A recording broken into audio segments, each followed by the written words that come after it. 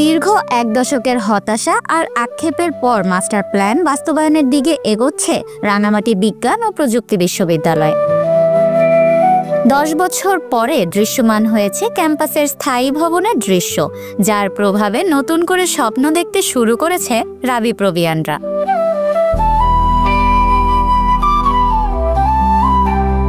গত 30 জানুয়ারি অস্থায়ী প্রশাসনিক ভবনের পাশে ব্যানারে প্রদর্শিত হয় স্থায়ী ভবনের চিত্র।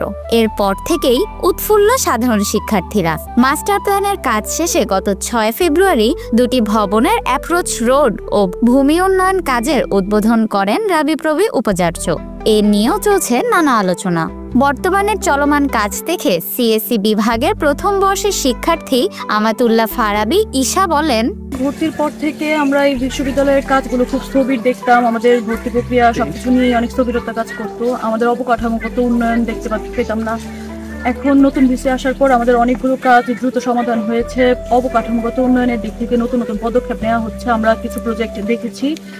এখন আমরা আশা করি যে এই প্রজেক্টগুলো দ্রুত বাস্তবায়ন হবে এবং যে কাজ শুরু হয়েছে তা অতি দ্রুত শেষ হবে। দৃশ্যমান স্থায়ী ক্যাম্পাসের প্রতিটি পদক্ষেপ নিয়ে তৃতীয় বর্ষের শিক্ষার্থী এম আক্তারুজ্জামান অপু বলেন, ভর্তির পর থেকে এখন তৃতীয় বর্ষে লেখাপড়া করছি।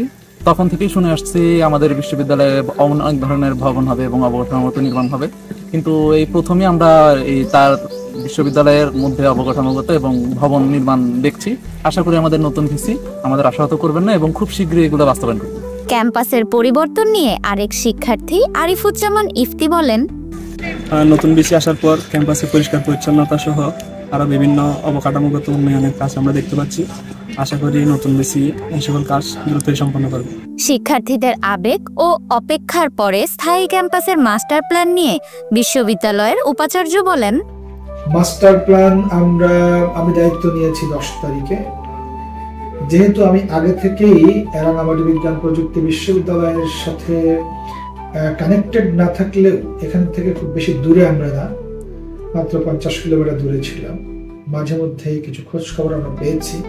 তো সেই খোঁজ খবরের আলোকেই আমি একটা ব্যাকগ্রাউন্ড স্টাডি করবার চেষ্টা করেছি যে এখানকার সংকটগুলো কি কি।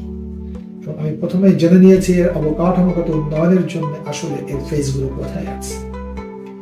এবং 10 তারিখে দায়িত্ব নিয়ে সংশ্লিষ্ট প্রতিষ্ঠানগুলোর সাথে একটা কম্প্রিহেন্সিভ মিটিং করেছি 16 তারিখে জানুয়ারি মাসে। এই 16 তারিখে আমাদের মাস্টার প্ল্যানের যে ভাবনাটা এখানে উত্থাপন করা হয়েছে অথবা উপস্থাপন করা হয়েছে, সেই উপস্থাপিত মাস্টার প্ল্যানটার মধ্যে আমরা কিছু সংযোজন বিয়োজনের পরামর্শ দিয়েছি। দেওয়ার পরে এর সপ্তাহখানেকের মধ্যে আমরা আরেকটা মিটিং করেছি অনলাইন করে আমরা মাস্টার প্ল্যানটা কনফার্ম করেছি এবং চূড়ান্ত করেছি। সেই চূড়ান্ত মাস্টার প্ল্যানটাই আমরা এখন বাস্তবায়নের দিকে যাচ্ছি এবং তার অংশ বিশেষ আমরা এগুলো প্রিন্ট করে ছাত্রদের জন্য টানিয়ে দিয়েছি, যাতে করে ওরা আস্থায় নিতে পারে, কনফিডেন্স তাদের মধ্যে ডেভেলপ করে যে আমরা সত্যি সত্যি আমাদের চাহিদা পূরণের জন্য আমাদের ইচ্ছেগুলো এবং চেষ্টাগুলোকে বাঁচিয়ে রেখেছি, এগিয়ে দিচ্ছি। আগামী মাস থেকে শুরু হওয়া রাবিপ্রবি ক্যাম্পাসের কাজ দ্রুত ও সুন্দরভাবে শেষ হওয়ার অপেক্ষায় রয়েছে রাবিপ্রবিয়ানরা। ক্যাম্পাস দৃশ্যমান হলেই শিক্ষার মান সহ যাবতীয় সমস্যার সমাধান হবে বলে মনে করেন অনেকেই।